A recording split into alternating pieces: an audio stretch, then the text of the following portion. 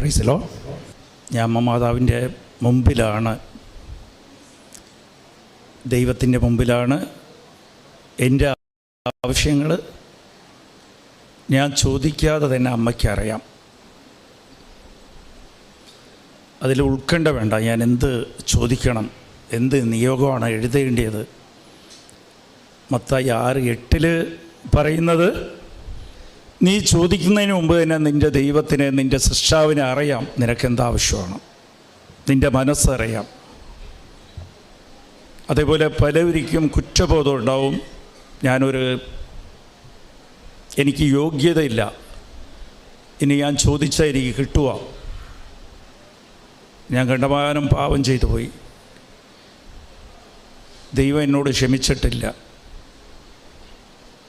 ഈ യോഗ്യതയില്ലായ്മ തന്നെയാണ് എൻ്റെയും നിങ്ങളുടെയും യോഗ്യത ദൈവത്തിൻ്റെ മുമ്പിൽ വരാൻ. ദൈവം കാരുണ്യവാനാണ്. ഒരു ബോധ്യം ഉണ്ടായാൽ മതി, ദൈവമേ നിൻ്റെ സ്നേഹം, നീ എന്നെ എന്തോരം സ്നേഹിക്കുക,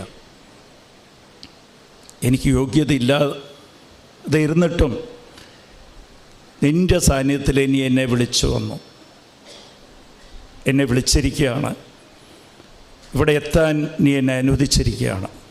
അതുമാത്രമല്ല, ഉടമ്പടി വഴി നീ എന്നെ സ്വന്തമാക്കിയിരിക്കുക, എൻ്റെ സ്വന്തം. അപ്പം എപ്പോഴും ഈ ഉടമ്പടി ചെയ്യുമ്പോൾ അതിൻ്റെ അടിസ്ഥാനം ദൈവമായിട്ടുള്ള ഒരു സ്നേഹമായിരിക്കണം. അമ്മ മാതാവ് ഉടമ്പടിയിലേക്ക് നമ്മളെ ഏർപ്പെടുത്തിയപ്പോൾ അവൻ പറയുന്ന പോലെ ചെയ്യുക, അവൻ പറയുന്നത് സ്നേഹത്തിലാണ് ചെയ്യേണ്ടത്. ഈശോ യോഹന്നാൻ 14:15 പറയുന്നത്, എന്നോട് സ്നേഹമുള്ളവർ എൻ്റെ വചനം അനുസരിക്കും. അപ്പോൾ അവൻ പറയുന്നത് ചെയ്യേണ്ടത്, ആ വചനം അനുസരിക്കേണ്ടത് അവനോടുള്ള സ്നേഹത്തിലായിരിക്കണം. ഇല്ലാതെ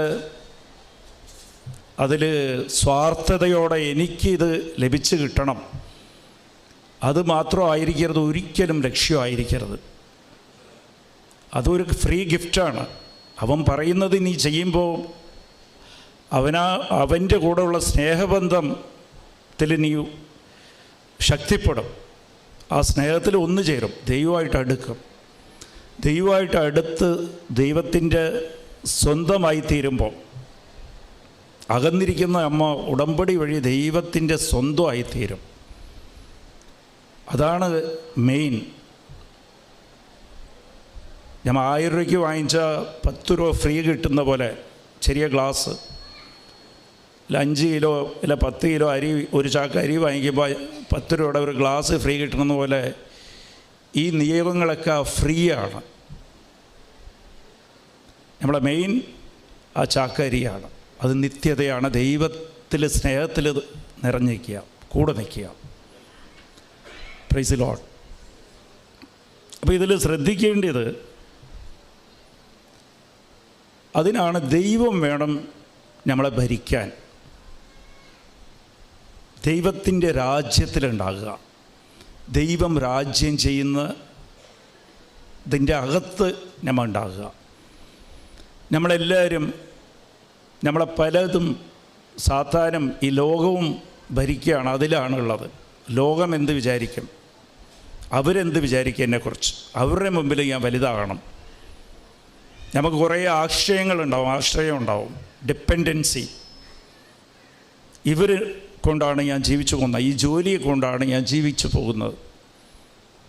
ഇത്രയും ആൾക്കാരെ എനിക്ക് പരിചയമുണ്ട്, എൻ്റെ ബന്ധം സ്വന്തം, അവരാണ് എന്നെ ഇങ്ങനെ പിടിച്ച് നിർത്തി വച്ചിരിക്കുന്നത്. അതൊക്കെ ലോകത്തിൻ്റെ രാജ്യത്തിലാണ്. ദൈവമാണ് നിങ്ങളെ രാജ്യം ചെയ്യേണ്ടത്. നിങ്ങൾ എന്തായി തീരണം. അതേപോലെ നിങ്ങളെവിടെ എത്തിക്കണം, നിങ്ങൾക്ക് ആവശ്യമുള്ളതൊക്കെ എന്തൊക്കെയാണ്, ആ സമയത്ത് ദൈവം നമുക്ക് തരണമെങ്കിൽ ദൈവത്തിൻ്റെ പരിപാലന, കരുതൽ നമുക്ക് വേണമെന്നുണ്ടെങ്കിൽ, ദൈവത്തിന് അതെല്ലാം ഉണ്ട്, പക്ഷെ അത് നമ്മളേക്ക് എത്തിച്ചേരണമെങ്കിൽ നമ്മൾ ദൈവരാജ്യത്തിൻ്റെ അകത്തായിരിക്കണം, ദൈവരാജ്യത്തെ അന്വേഷിക്കണം. അത് നമ്മളെ ഒരു ലക്ഷ്യമായിരിക്കണം. എപ്പോഴും ദൈവം എന്നെ രാജ്യം ചെയ്യണം, ദൈവത്തിൻ്റെ ഇഷ്ടം എൻ്റെ മേൽ നിറവേറണം, ദൈവത്തിൻ്റെ തിരുമനസ്സ് നടപ്പിലാകണം. Praise the lord. അത് മാത്രമേ അന്വേഷിച്ച് കഴിഞ്ഞാൽ ഞാൻ ഉറപ്പ് തരാം, ഈ ഉടമ്പടി വഴി നിങ്ങളെ തന്നെ സമർപ്പിക്കുക. അതൊരു സമർപ്പണമാണ്, ആശ്രയമാണ്. ചെറിയ കുഞ്ഞിനെ പോലെ ബാക്കിയെല്ലാം നിങ്ങൾക്ക് കിട്ടിക്കോളും.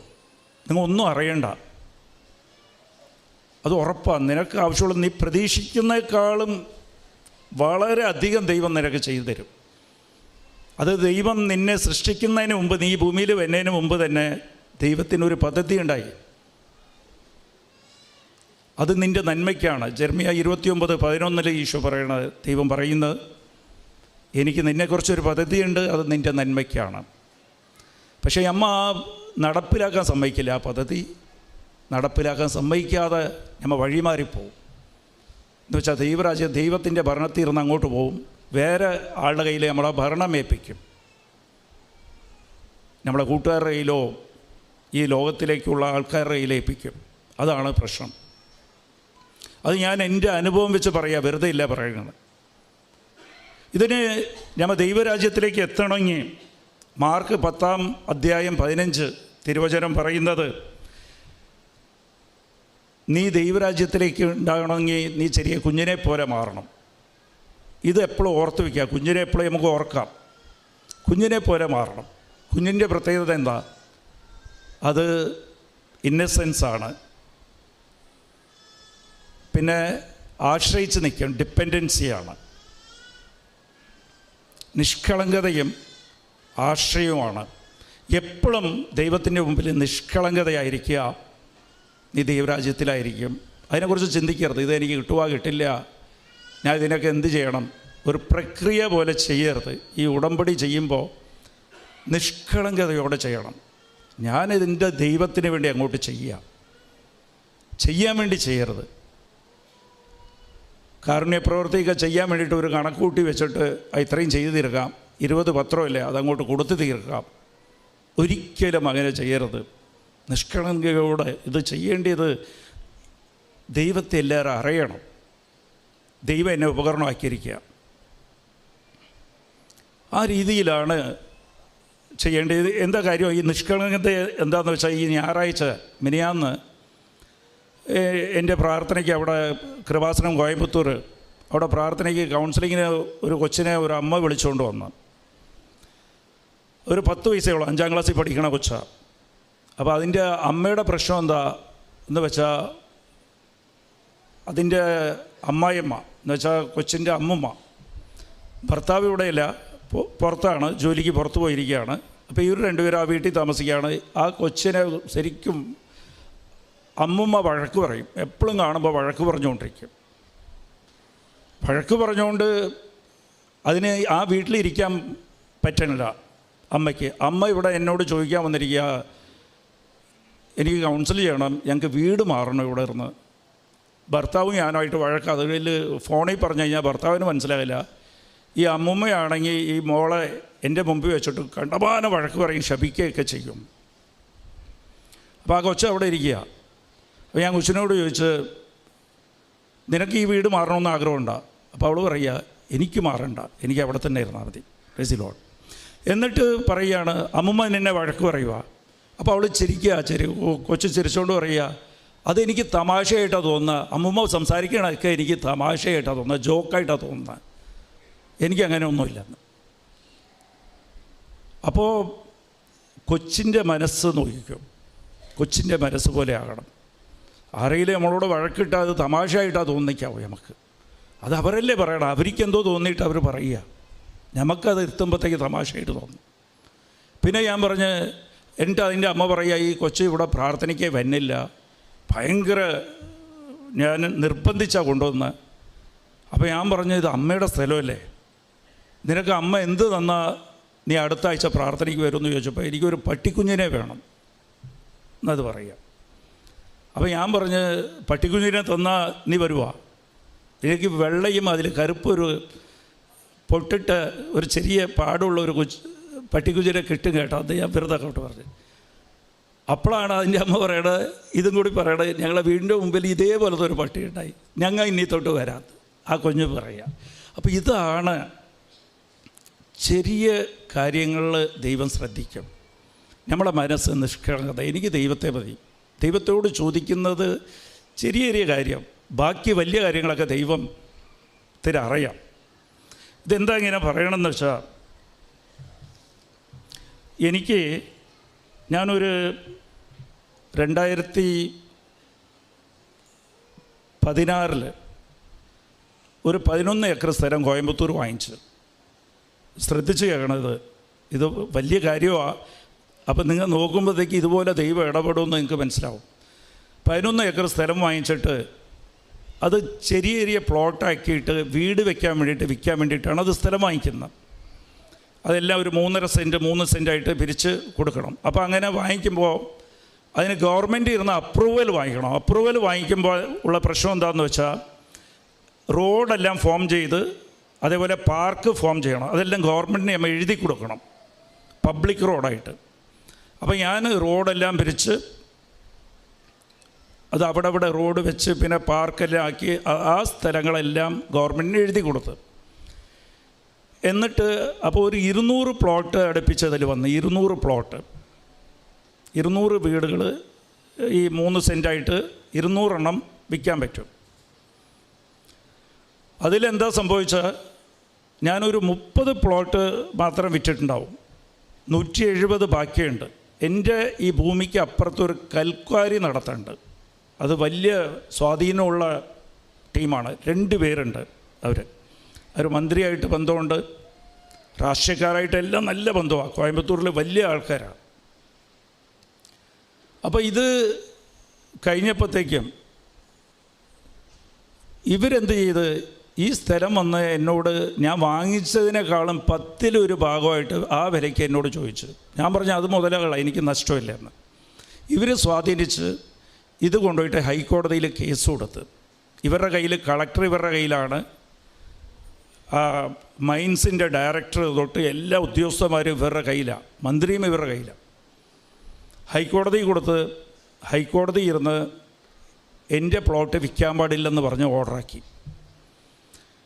അപ്പോൾ പ്ലോട്ടും വിൽക്കാൻ പറ്റില്ല, ഭൂമിയായിട്ടും എനിക്ക് കൊടുക്കാൻ പറ്റില്ല. കാര്യം എന്താണെന്ന് വെച്ചാൽ, വഴിയെല്ലാം റോഡെല്ലാം ഞാൻ എഴുതി കൊടുത്തു ഓൾറെഡി. അപ്പോൾ ഇത് ജീവിതത്തിലൊന്നും ചെയ്യാൻ പറ്റില്ല. കളക്ടർ എതിരെ, എല്ലാവരെയും നമുക്കെതിരാണ്. അപ്പോൾ ഇതെല്ലാം പ്രാർത്ഥിച്ചിട്ടാണ് ഈ സ്ഥലം വാങ്ങിച്ചത്. ഞാൻ എപ്പോഴും എന്ത് കാര്യം തീരുമാനിക്കുമ്പോഴും അച്ഛനെ വിളിക്കും, അച്ഛൻ പ്രാർത്ഥിക്കും, ഞാൻ അവിടെ നിന്ന് ഫോണിൽ പ്രാർത്ഥിക്കില്ല, ഇവിടെ വരുമ്പോൾ ഇവിടെ നിന്ന് പ്രാർത്ഥിക്കും, എന്നിട്ട് യെസ് കിട്ടിയാൽ മാത്രമേ വാങ്ങിക്കുകയുള്ളൂ. അപ്പോൾ ഇങ്ങനെ സംഭവിക്കുമ്പോൾ ഒരിക്കലും ഞാൻ പറയാം, ഇതുപോലെ നമ്മൾ പ്രാർത്ഥിച്ചിട്ട് ഉടമ്പടി എടുക്കുമ്പോൾ നമുക്ക് പ്രതികൂല സാഹചര്യങ്ങൾ നമ്മുടെ ജീവിതത്തിലുണ്ടാകും. ഒരിക്കലും സംശയം തോന്നിക്കരുത്. ഈ പ്രാർത്ഥനയിൽ എന്തെങ്കിലും അർത്ഥമുണ്ടോ? പലവർക്കും അങ്ങനെ തോന്നും. ഞാൻ ഒരു 6 നിയോഗം എഴുതി വയ്ക്കുമ്പോഴത്തേക്കും ചിലപ്പോൾ എന്തെങ്കിലും നമ്മുടെ ജീവിതത്തിൽ അനുഭവം കിട്ടിയിട്ട് ബാക്കി 5 പ്രതികൂലമായിരിക്കും. നമ്മൾ പറയും, എനിക്ക് കടമുണ്ട്, 5 ലക്ഷം രൂപ കടമുണ്ട്. അപ്പോഴത്തേക്ക് 5 ലക്ഷം കടം തീർന്നതിന് പകരം വേറെ സ്ഥലം കൂടി ജപ്താവും, ഇല്ലെങ്കിൽ വേറെ നമ്മൾ അറിയാതെ ചിലവ് കൂടി നമുക്ക് വന്നുപെടും. 5 എന്നുള്ളത് 10 തീരും. അപ്പോഴത്തേക്ക് ഒരിക്കലും ദൈവത്തെ വിട്ടു പോകരുത്. അപ്പോൾ ഓർക്കേണ്ടത് ദൈവത്തിൻ്റെ വാഗ്ദാനമാണ്, ഈശോയുടെ വാഗ്ദാനം. ഒരിക്കലും വാഗ്ദാനം മാറില്ല. ഈ ലോകത്തിലെ എല്ലാവരും നമ്മളെ ചതിക്കാൻ, ഭാര്യ, ഭർത്താവ്, മക്കൾ, ബന്ധുക്കാർ, സുഹൃത്തുക്കൾ, എല്ലാവരും നമ്മളെ ചതിച്ചാലും ദൈവത്തിൻ്റെ വാഗ്ദാനം ഒരിക്കലും തെറ്റില്ല. ഹെബ്രിയ 6:15 പറയുന്നത്, അബ്രാമിന് വാഗ്ദാനങ്ങൾ നിറവേറിയതിൻ്റെ കാരണം അബ്രാം കാത്തിരുന്ന. Price the Lord. ഇത് അണ്ടർലൈൻ ചെയ്ത് വെച്ചോളൂ കേട്ടോ. കാത്തിരിക്കണം. Price the Lord. കാത്തിരിക്കണം. ഇന്ന് സംഭവിക്കണം, ഇന്ന് വേണോ, എനിക്ക് ഇപ്പോൾ വേണമെന്നില്ല പറയണ്ടേ. ദൈവം, ഇതാണ് വിശ്വാസം. അത് അബ്രാം വിശ്വാസത്തിൻ്റെ പിതാവായിരുന്നു. വിശ്വാസം എന്താണ്? കാത്തിരിക്കേണ്ടത് എന്ത് വിശ്വാസത്തിലാണ് കാത്തിരിക്കേണ്ടത്? വിശ്വാസത്തിൽ 3 കാര്യം ഓർക്കുക. എൻ്റെ ദൈവം അറിയാതെ എൻ്റെ ജീവിതത്തിൽ ഒന്നും സംഭവിക്കില്ല.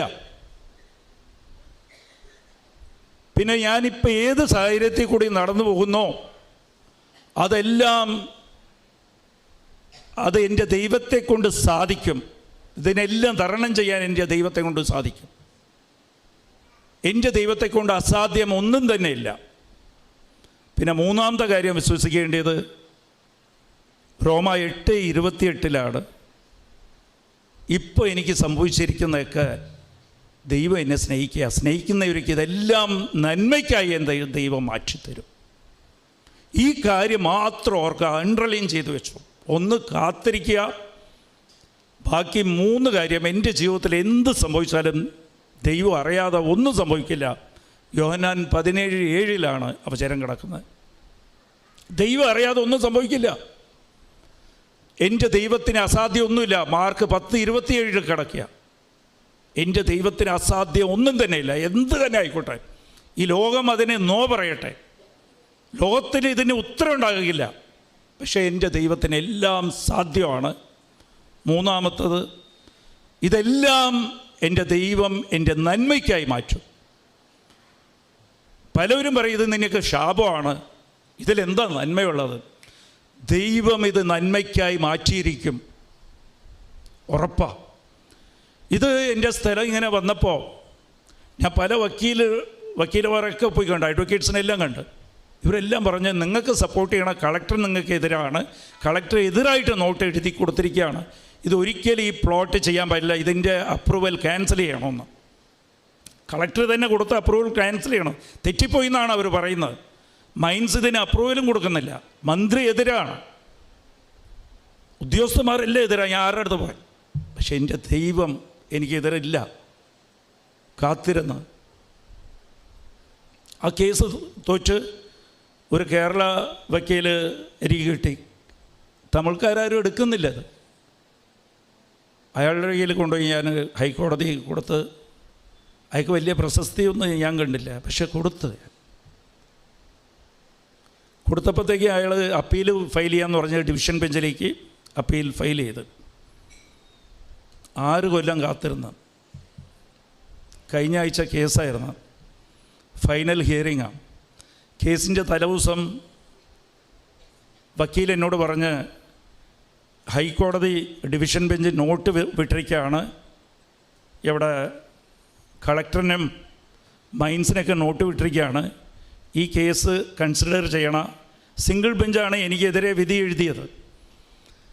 അപ്പോൾ അയാൾ എനിക്ക് അയച്ചു തന്ന്, സങ്കടത്തോടെ എനിക്ക് തലേദിവസം അയച്ചു തന്ന്, നാളെ കേസാണ്, അത് ഓൺലൈനിൽ കണ്ടാൽ മതി എന്ന് പറഞ്ഞാൽ ആ ലിങ്ക് എനിക്ക് അയച്ചു തന്ന്.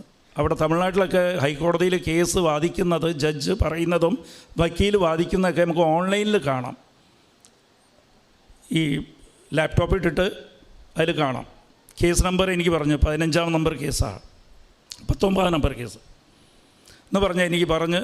അപ്പോൾ അവിടെ നമ്പർ എഴുതി കാണിക്കുക. അപ്പോൾ നമ്മൾ ഓൺ ചെയ്ത് വെച്ചുകൊണ്ടിരിക്കുമ്പോൾ 19 ആകുമ്പോഴത്തേക്ക് നമ്മളെ കേസായിരിക്കും വാദിക്കുന്നത്. അപ്പോൾ ഇയാൾ എനിക്ക് തലേദിവസം അയച്ചു തന്നെ എന്താണെന്ന് വെച്ചാൽ ഒരു 58 പേജിൻ്റെ നോട്ട് കളക്ടറും ഈ മൈൻസിൻ്റെ ഡയറക്ടറും കൂടി അയച്ചിരിക്കുക. ഒരിക്കലും നമ്മളെ കേസ് അനുവദിച്ച് കൊടുക്കരുത്, ഇത് ഡിസ്മിസ് ചെയ്യണം. ക്വാരി 300 മീറ്ററിൻ്റെ ഇപ്പുറത്തുണ്ട്, ഇത് ഞങ്ങൾക്ക് തെറ്റിപ്പോയതാ, സിംഗിൾ ജഡ്ജ് പറഞ്ഞതാണ് ശരി, ഒരിക്കലും ഇത് അനുവദിച്ച് കൊടുക്കരുത്. ഇത് അനുവദിച്ച് തന്നില്ലെങ്കിൽ പിന്നെ ജീവിതത്തിൽ ഈ സ്ഥലം വിൽക്കാൻ പറ്റില്ല. ഈ 11 ഏക്കറും പോയി, അത് ഭൂമിയായിട്ട് വിൽക്കാൻ പറ്റില്ല, ഒന്നും സാധിക്കില്ല, ഒരിക്കലും ചെയ്യരുത് എന്ന് പറഞ്ഞ് അവർ എഴുതി. എല്ലാത്തിലും ഗ്രൗണ്ട്സിൽ ഒരു 10 ഗ്രൗണ്ടും ഇത് കൊടുക്കരുത് കൊടുക്കാൻ ഒരു സാധ്യമില്ല. ഇതെനിക്കറിയാം. അപ്പോൾ ഇവർ എനിക്ക് എതിർ ടീം എന്ന് പറഞ്ഞാൽ വലിയ അവർക്ക് സ്വാധീനവും ആൾബലവും എല്ലാം ഉണ്ട്, കുറേ ആൾക്കാരുണ്ട്. മന്ത്രിമാരൊക്കെ അവർക്ക് ഫേവർ. എന്താണെന്നാൽ ഒരു ക്വാരിക്കെതിരെ കൽക്വാരിക്കെതിരെ കേസ് വന്നാൽ മൊത്തം തമിഴ്നാട്ടിൽ ക്വാരി എല്ലാം എഫക്റ്റ് ആവും. അപ്പോൾ അസോസിയേഷനൊക്കെ ഭയങ്കര സ്ട്രോങ്ങാണ്, അവർ വലിയ ആൾക്കാരാണ്. അപ്പോൾ ബൈബിളിൽ ഇത് എവിടെയുണ്ട്? ഇതുപോലത്തെ സാഹചര്യം വരുമ്പോൾ നമ്മൾ എന്ത് ചെയ്യണം? അതിനാ ബൈബിൾ വായിക്കേണ്ടത്. അരമണിക്കൂർ ഉടമ്പടിയിൽ ബൈബിൾ വായിക്കണം. പരിശുദ്ധാത്മാവ് നമുക്ക് ഓർമ്മിപ്പിച്ചു തരും. അപ്പോൾ ഞാൻ നോക്കുമ്പോൾ ഇവിടെ സംഭവിച്ചത് ഇസ്രായേൽക്കാർ കുറവാണ് ആൾക്കാർ. ഇവിടെ ഞാനും മാതാവും മാത്രമേ ഉള്ളൂ കുറച്ച്. അപ്പോൾ ഇവർ കണ്ടമാനം ആൾക്കാരുണ്ട്. അപ്പോൾ അവിടെ അമലീക്കർ ഇസ്രായേലിനെതിരെ യുദ്ധം പ്രഖ്യാപിക്കും, അവരാക്രമിക്കും. അപ്പോൾ ജോഷുവയുടെ അടുത്ത് പറയും, നീ യുദ്ധത്തിന് പോകും, കുറച്ച് ആൾക്കാരായിട്ട് പോകും. കുറച്ച് പേരേ ഉള്ളവർ, അവർ കുറേ ആയിരക്കണക്കിന് ആൾക്കാരുണ്ട്, ഇവർ കുറച്ച് പേരേ ഉള്ളൂ. അപ്പോൾ മോശ പറയും, യുദ്ധം നടക്കുമ്പോൾ ഞാൻ മുട്ടിപ്പേ നിന്ന് കൈപൊക്കി നിന്നോളാം, ദൈവത്തിൻ്റെ അടുത്ത് പ്രാർത്ഥിച്ചുകൊണ്ട് നിന്നോളാം, നീ പൊയ്ക്കൊന്നു. യുദ്ധത്തിന് ജോഷുവ പോവും. മോശ മുട്ടപ്പേ നിന്ന് കൈയും പൊക്കി പ്രാർത്ഥിക്കുമ്പോൾ കൈ താന്നു വരുമ്പോഴത്തേക്കും അവർ യുദ്ധം പരാജയപ്പെടും, പരാജയം കാണും. പിന്നെ കൈ പൊക്കുമ്പോഴത്തേക്കും വിജയം കാണാൻ പറ്റും.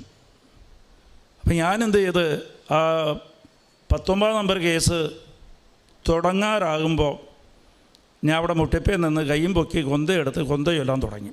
അതാണ് കൊന്ത. ഇത് മാത്രം മതി നിങ്ങളുടെ ജീവിതത്തിൽ. ഈ ലോകം നിങ്ങൾക്ക് എതിരായാലും ഇത് മാത്രം മതി. അവിടെ വാദം നടക്കുകയാണ്.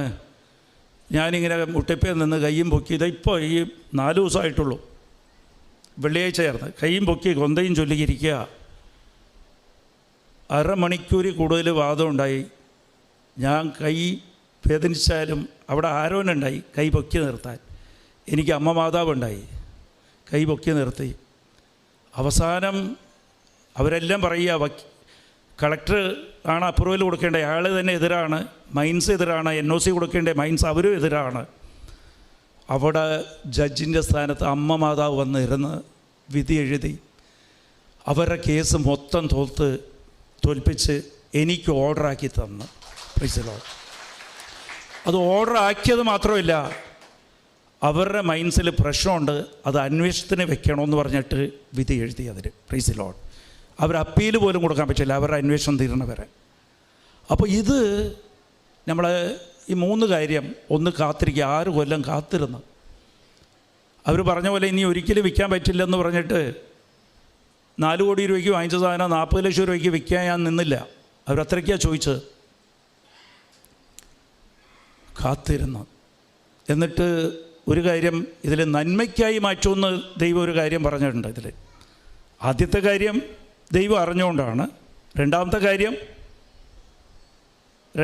ദൈവത്തെ കൊണ്ട് അസാധ്യമൊന്നുമില്ല. അതാണ് അസാധ്യമൊന്നുമില്ലാത്തത്. എല്ലാവരും എതിരായപ്പോൾ, മന്ത്രിയും അവിടുത്തെ ഉദ്യോഗസ്ഥന്മാരെല്ലാം, കളക്ടർ എല്ലാം എതിരായപ്പോഴും ദൈവത്തെ കൊണ്ട് സാധ്യമാണ്. മൂന്നാമത്തെ ഇതിൽ എന്ത് നന്മയ്ക്കായി മാറ്റും. 6 കൊല്ലം മുമ്പ് ആ പ്ലോട്ട് വിറ്റത് ഒരു സെൻറ്റിന് 1,70,000 ഇന്ന് അത് 8.5 ലക്ഷം രൂപയായി ഒരു സെൻറ്റിന്. Price the Lord. ഇന്ന് ഞാൻ വിൽക്കുമ്പോഴത്തേക്കും അതിൻ്റെ 5 ഇരട്ടി കൂടുതൽ വില എനിക്ക് കിട്ടുകയും ചെയ്യും. Price the Lord. അതാണ് ദൈവം ഇത് നന്മയ്ക്കായി മാറ്റുന്നത്. Price the Lord. ഇതുപോലെ രണ്ടാമത്തെ കാര്യം, ഞാൻ ഒരു 3 അനുഭവം ഞാൻ പറയാം. ഇതിൽ സംഭവം എന്താണെന്ന് വെച്ചാൽ, നമ്മളുടെ ജീവിതം അങ്ങോട്ട് ദൈവത്തിലേക്ക് സമർപ്പിക്കുക. നിങ്ങൾ ഇവിടെ സമർപ്പിക്കാനാണ് വന്നിരിക്കണം. ഉടമ്പടി വഴി ഞാൻ നിൻ്റെ ആകുന്നു ദൈവമേ, നീയും ഞാനും ഒന്നാകാനാണ് വന്നിരിക്കുന്നത്. അപ്പോൾ സമർപ്പിക്കുമ്പോൾ നിൻ്റെ കൺമുമ്പിലെല്ലാം ഇതെന്താ സംഭവം എന്ന് വെച്ചാൽ, നിന്നെ വിശ്വാസത്തിൽ കൂടുതൽ വളർത്താനും കൃപയിൽ വളർത്താനും സാത്താൻ നിനക്കെതിരെ പ്രവർത്തിക്കുന്ന എല്ലാം ദൈവം അത് കൃപയായിട്ട് നിനക്ക് മാറ്റിത്തരും. ഇത് ഞാനും അച്ഛനും കഴിഞ്ഞ 20-ാം തീയതി ഞങ്ങൾക്ക് ജൂൺ 22, 23 കാനഡയിൽ ധ്യാനം ഉണ്ടായി. അച്ഛൻ്റെ വിസ നേരത്തെ കിട്ടി. എൻ്റെ വിസ ആദ്യത്തെ പ്രാവശ്യം അപ്ലൈ ചെയ്ത് റിജക്റ്റായി കഴിഞ്ഞപ്പോഴത്തേക്കും എൻ്റെ മറ്റേ ട്രാവൽ ഏജൻറ്റ് പറഞ്ഞ് റിജക്റ്റായ 6 മാസം കഴിയണതിന് മുമ്പ് രണ്ടാമത് അപ്ലൈ ചെയ്ത് കഴിഞ്ഞാൽ അവർ ബ്ലാക്ക് ലിസ്റ്റ് ആക്കുമെന്ന് പറഞ്ഞു. പക്ഷേ ഞാൻ പറഞ്ഞ് രണ്ടാമത് അപ്ലൈ ചെയ്യുമെന്ന് പറഞ്ഞു, കുറച്ച് പേപ്പേഴ്സ് കൂടി വെച്ചിട്ട്. രണ്ടാമത് അപ്ലൈ ചെയ്തപ്പോൾ രണ്ടാമതും റിജക്റ്റായി വന്നു ഇങ്ങോട്ട്. അപ്പോഴത്തേക്കും സമയം 10 ദിവസം സമയമേ ഉള്ളൂ. 21-ാം തീയതി 22-ാം തീയതി ധ്യാനം എന്ന് പറഞ്ഞാൽ ഞങ്ങൾ ഇവിടെ ഇരുന്ന് ഒരു 19-ന് പോകാനിരുന്ന കാര്യം എന്തെന്നാൽ ജെറ്റ് ലാഗ് ഉണ്ടാവും. അവിടെ പോയി കഴിഞ്ഞാൽ റെസ്റ്റ് എടുക്കണം. 20 മണിക്കൂർ ഫ്ലൈറ്റാണ്. 20-21 മണിക്കൂർ ഫ്ലൈറ്റിൽ പോകുമ്പോഴത്തേക്കും പ്രശ്നമാണ്, സമയം വ്യത്യാസം അവിടെ ഇവിടെ. പക്ഷേ എന്നിട്ട് ഞാൻ മൂന്നാമത് അപ്ലൈ ചെയ്ത് 10 ദിവസമുള്ളപ്പോൾ മൂന്നാമത് അപ്ലൈ ചെയ്തപ്പോഴത്തേക്കും അച്ഛൻ മെസ്സേജ് എടുത്ത് നോക്കിയിട്ട് പറഞ്ഞ് നമുക്ക് 2 പേർക്കും വിസ കിട്ടിയാൽ മാത്രം പോയാൽ മതി, ഇല്ലെങ്കിൽ പോകണില്ലെന്ന് അച്ഛനും അത് ക്യാൻസൽ ചെയ്യണ രീതിയിലായിരുന്നു. അച്ഛൻ പറഞ്ഞ് നമുക്ക് കുഴപ്പമില്ല, 2-3 ആഴ്ച കഴിഞ്ഞ് നോക്കാം. പക്ഷേ ഇത് 2-3 ആഴ്ചയൊന്നുമില്ല. ഒരു പ്രാവശ്യം റിജക്റ്റായി കഴിഞ്ഞാൽ രണ്ടാമത് റിജക്റ്റായി കഴിഞ്ഞാൽ കിട്ടാൻ ഒരു ചാൻസും ഇല്ല. അവരത് അങ്ങോട്ട് ഒന്നാമത് കാനഡയും നമ്മളെ ഗവൺമെൻറ്റായിട്ട് എന്തോ പ്രശ്നം നടക്കുക, അപ്പോൾ അതിൽ കിട്ടുകയില്ല. പക്ഷെ അവിടെ പക്ഷെ അതിൻ്റെ കാര്യങ്ങൾ ഞാൻ ഇപ്പോൾ പറയുന്നില്ല. ഇതിലൊക്കെ നമ്മളെ വിശ്വാസം കാണിക്കണം. ഇത്രയും ഇളപ്പോളം ഏകദേശം ഒരു 9 ലക്ഷം രൂപ ടു ആൻഡ് ഫ്രോ ഫ്ലൈറ്റ് ഉണ്ട്. ഞാൻ ഫ്ലൈറ്റ് ടിക്കറ്റ് ബുക്ക് ചെയ്ത് ക്യാൻസൽ ചെയ്താൽ പൈസ പോവുമായിരിക്കും, പകുതി കൂടുതൽ പൈസ പോകും. എന്നാലും മാതാവ് അത് തരുമെന്നൊരു വിശ്വാസം എവിടെയോ കിടക്കുന്നുണ്ട്. ടിക്കറ്റ് ബുക്ക് ചെയ്ത് 20-ാം തീയതി തന്നെ ഞങ്ങൾ പോയി. ഫ്ലൈറ്റ് കയറണതിൻ്റെ ഒരു 2.5 മണിക്കൂർ മുമ്പ് വിസ ഡൽഹിയിൽ വെച്ച് കൈ കിട്ടി. Price the Lord. ഇത് ദൈവം അളന്നു നോക്കുന്നതിൻ്റെ വിശ്വാസം നീ എന്തോരോ കാണിക്കണം, വേറെ ആരും ചെയ്യില്ല. പക്ഷെ ആ സമയത്ത് അതാണ് മത്തായി 6:33 പറയണത്, നീ ദൈവരാജ്യം അന്വേഷിക്കുക, ദൈവം നിന്നെ ഭരിക്കട്ടെ, ദൈവത്തെ ആശ്രയിച്ച് മാത്രം നിൽക്കുക, നിന്നെ ദൈവത്തിലേക്ക് തന്നെ സമർപ്പിക്കുക, ബാക്കിയുള്ളതെല്ലാം ദൈവം നിനക്ക് നൽകും. നിനക്ക് ആവശ്യമുള്ളതൊക്കെ ദൈവത്തിന് അറിയാം. ഈ വിസ നിനക്ക് ആവശ്യമുണ്ടെന്ന് അറിയാം, ഈ കേസ് നിൻ്റെ പ്രശ്നമാണെന്ന് ദൈവത്തിന് അറിയാം. ഇതെല്ലാം വിട്ടിട്ട് നീ കാത്തിരുന്ന് ദൈവത്തെ ആശ്രയിച്ച് മാത്രം നിൽക്കുക. Price the lord. അപ്പോൾ അവിടെ ഞങ്ങൾ പോയി തിരിച്ചു വന്ന് ഒരു 6 ദിവസം കഴിഞ്ഞപ്പോൾ ഞങ്ങൾ തിരിച്ചു വന്ന് ഞാൻ വീട്ടിൽ വന്നപ്പോഴത്തേക്കും മോനൊരു നോട്ടീസ് എടുത്ത് വെച്ചിരിക്കുന്നു. എൻ്റെ അടുത്ത് വന്നാൽ ഞാനത് കാണിച്ചു തരാം, എൻ്റെ മൊബൈലിൽ തന്നെ ഉണ്ട്. ഒരു GSTയുടെ നോട്ടീസ്. ഞാൻ എൻ്റെ ഹോട്ടൽ 2021 വിറ്റതാണ്. അതിപ്പോൾ ഒരു നോട്ടീസ് വന്നിട്ടുണ്ട്, 17,65,000 രൂപ GSTയുടെ പെനാൽറ്റി കേട്ടണമെന്ന് പറഞ്ഞു. അത് ഞങ്ങളുടെ അക്കൗണ്ടൻ്റ് എന്തോ ചെയ്ത മിസ്റ്റേക്കാണെന്ന് തോന്നുന്നു. പെനാൽറ്റിയും ഇൻട്രസ്റ്റും കൂടി കെട്ടണമെന്ന് ഞാൻ അവിടെ കയറുമ്പോൾ അവൻ ഇങ്ങനെ വിഷമിച്ച് പേടിച്ചിരിക്കുക. അവനാണ് ഈ കണക്കൊക്കെ നോക്കുന്നത് ഇപ്പോൾ. അപ്പോൾ പോയ ഉടനെ അവൻ ഇതൊക്കെയാണ് തന്നത്. അപ്പോൾ സങ്കടപ്പെടേണ്ട കാര്യമോ ഓഡിറ്ററിനെ വിളിക്കേണ്ട കാര്യമൊന്നുമില്ല. ഇത് ദൈവം അറിഞ്ഞിട്ടാണ് എനിക്ക് വന്നിരിക്കുന്ന. ദൈവത്തെ കൊണ്ട് സാധ്യം എല്ലാം അസാധ്യമൊന്നുമില്ല. നന്മയ്ക്കായിരിക്കും. കാത്തിരിക്കുക. ഞാൻ ഒരു 11 മണിക്ക് ഓഡിറ്ററിനെ വിളിച്ച്, ശിവലിംഗം എന്ന് പറഞ്ഞ അവിടെ ഓഡിറ്റർ, അയാളെ വിളിച്ച് ഞാൻ പറഞ്ഞു, ഇതെന്താ ഇങ്ങനെ ഒരു നോട്ടീസ് വന്നിട്ടുണ്ട്, അന്ന് ഫയൽ ചെയ്തതിൻ്റെ മിസ്റ്റേക്കാണ്, ഇൻപുട്ട് ടാക്സ് എടുത്തതിൻ്റെ മിസ്റ്റേക്കാണ് ആ പെനാൽറ്റി. അപ്പോൾ അയാൾ പറഞ്ഞ മൊത്തം എല്ലാവർക്കും ഗവൺമെൻറ് ഫണ്ടിന് വേണ്ടിയിട്ട് എന്തെങ്കിലും ചെറിയ മിസ്റ്റേക്ക് 4,600 രൂപ ഒരു ഇൻപുട്ട് ടാക്സ് എടുത്തതാണ്. 4,600 രൂപ അയാൾ തെറ്റിച്ചെടുത്ത അന്ന്, അതാണ് ഇങ്ങനെ കൂടി പെനാൽറ്റി എല്ലാം കൂടി ചേർന്ന് 17,65,000 നോട്ടീസ് വന്നു. സമർപ്പിച്ച് അത്രയേ ഉള്ളൂ. ഒരു ജപമാലയിൽ സമർപ്പിച്ചാൽ മാത്രം മതി. അപ്പോൾ നിങ്ങൾക്ക് തോന്നും ഞാൻ പ്രാർത്ഥിക്കുമ്പോൾ മാത്രമാണ് ഇങ്ങനെ നടക്കണം. ഇല്ല, എന്നെക്കാളും കൂടുതൽ നിങ്ങൾക്ക് നടക്കും. നമ്മൾ എന്ത് തീരുമാനം എടുക്കണം എന്നുള്ളതില്ല. ക്യൂലായിരിക്കും, പ്രശ്നമൊക്കെ ക്യൂലാണ്. ഇപ്പോഴൊക്കെ പ്രശ്നത്തെ കണ്ട സന്തോഷമോ ഇതിലെന്തോ നന്മയുണ്ടെന്ന്. അടുത്ത ദിവസം ഞാനത് എൻ്റെ മൊബൈലിലുണ്ട്, കാണിച്ചു തരാം. അടുത്ത ദിവസം കാലത്തെ ഓഡിറ്റർ എനിക്കൊരു ഗവൺമെൻറ് ഓർഡർ അയച്ചു തന്നു. അന്ന് വൈകുന്നേരം ഇറങ്ങിയ ഗവൺമെൻറ് ഓർഡറാണ്. അതിലെന്താണെന്ന് വെച്ചാൽ മാർച്ച് 2025 30-ാം തീയതിക്ക് മുമ്പ് പെനാൽറ്റിയോ അതുപോലെ ഇൻട്രസ്റ്റോ ഇല്ലാതെ ഈ GSTയുടെ എന്ത് പ്രിൻസിപ്പൽ എമൗണ്ടോ മുതൽ മാത്രം അടച്ചു കഴിഞ്ഞാൽ നിങ്ങളെ പെനാൽറ്റിയൊക്കെ വേവ് ഓഫ് ചെയ്യുമെന്ന് എന്ന് വെച്ചാൽ 4600 മാത്രമേ ഞാൻ കെട്ടിയാൽ മതി എന്ന് ഗവൺമെൻറ് ഓർഡർ ഇട്ടിരിക്കുക. Praise the lord. അപ്പോൾ ഇതിൽ ശ്രദ്ധിക്കേണ്ടത് എന്താണെന്ന് വെച്ചാൽ ഈ സമർപ്പണമൊക്കെ ഈ കരച്ചിലും ബഹളവും പെരുവെറുപ്പും ഇല്ല സമർപ്പിക്കേണ്ടത്. ഇത് നീ എങ്ങനെ കാണുന്നത്? എന്തെങ്കിലും പ്രശ്നം വരുമ്പോൾ, പ്രതികൂല സാഹചര്യം വരുമ്പോൾ, നിനക്കൊരു ന്യൂസ് കിട്ടുമ്പോൾ, വിഷമിക്കുന്ന ന്യൂസ് കിട്ടുമ്പോൾ, പേടിക്കുന്ന ഒരു ന്യൂസ് കിട്ടുമ്പോൾ പേടിക്കരുത്. ദൈവത്തിൽ വിശ്വസിക്കുക, ദൈവ വാഗ്ദാനത്തിൽ വിശ്വസിക്കുക. നീ മിണ്ടാതിരിക്കുക എന്നാണ് പറയണത്. പുറപ്പാട് 14:14 നീ മിണ്ടാതിരിക്കുമ്പോൾ ദൈവം നിനക്ക് വേണ്ടി യുദ്ധം ചെയ്യും. അതാണ് ദൈവം ചെയ്തത്. ദൈവം നോക്കിക്കോളൂ. അതിലാണ് നമ്മൾ ഉടമ്പടി ചെയ്യുമ്പോൾ ഈ വിശ്വാസത്തിലാണ് വളരേണ്ടത്. Praise the lord. ഇതൊന്ന് പ്രാക്ടീസ് ചെയ്ത് നോക്ക്.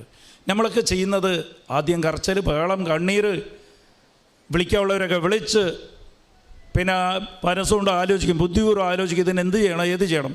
കുഞ്ഞുങ്ങൾ ആലോചിക്കാറില്ല. എന്ത് പ്രശ്നം വന്നാലും അവർ എന്ത് ചെയ്യണം, ഇതിന് പ്രശ്നം എന്താ, ഒരു സാധനം കളഞ്ഞുപോയി, ഇല്ല പൊട്ടിപ്പോയി, അവർ ആലോചിക്കില്ല ഇതെന്ത് ചെയ്യണം, എങ്ങനെ ചെയ്യണമെന്ന്. ഓടി അമ്മയുടെ അടുത്ത് വരില്ല, അച്ഛൻ്റെ അടുത്ത് വരും, പോയി പറയും, സമാധാനമായി. എന്നെ ഇവൻ തല്ലി, എൻ്റെ ബുക്ക് കാണാതായി. അവൻ കാത്തിരുന്ന് വീട്ടിൽ എത്താൻ കാത്തിരിക്കും, സ്കൂളിൽ ഇരുന്ന് വന്ന് അമ്മയോട് പറഞ്ഞ, അച്ഛനോട് പറഞ്ഞാൽ പ്രശ്നം തീർന്നു. കരച്ചിൽ ബഹളമൊക്കെ പിന്നെ ആദ്യം നീ നിൻ്റെ ദൈവത്തോട് പറയാം. നിന്നെ സ്നേഹിക്കുന്ന ദൈവം. ഈ ലോകത്തിൽ ഒരാളെയും നീ ആശ്രയിക്കേണ്ട, ഒരാളെയും. അവരെന്നോട് മിണ്ടണില്ലല്ലോ, ഞാൻ എന്ത് ചെയ്യും? അവരോട് എനിക്കിപ്പോൾ അവരെന്നെ ബഹുമാനിച്ചില്ലല്ലോ, ഞാൻ പറഞ്ഞാൽ ഇവർക്ക് ഇത്രയും സ്വാധീനമുണ്ട്, അയൽക്കാരന് ഇത്രയും സ്വാധീനമുണ്ട്, എനിക്കില്ലല്ലോ, ഞാൻ എന്ത് ചെയ്യും? എനിക്ക് ആരെയും അറിയില്ലല്ലോ, ഒറ്റ സ്വാധീനം ഇയാളായിരുന്നു, ഇപ്പം എന്നെ മൈൻഡ് ചെയ്യണമില്ലല്ലോ, ഇനി എനിക്കൊരു പ്രശ്നം വന്നാൽ എന്ത് ചെയ്യും? നിനക്ക് പ്രശ്നം വന്നാൽ നിൻ്റെ ദൈവം കൂടെ ഉണ്ട്. പക്ഷെ നീ കരയരുത്, പ്രശ്നം ഉണ്ടാക്കരുത്, പെരുവിറുക്കരുത്, കുറ്റം പറയരുത്, പ്രതികരിക്കേണ്ട. നീ മിണ്ടാതിരുന്നാൽ മതി, ദൈവം നോക്കിക്കോളും. ഉടമ്പടിയിൽ ഇതാണ് നമ്മൾ പഠിക്കേണ്ടത്. Price the Lord. ഹല്ലേലൂയ.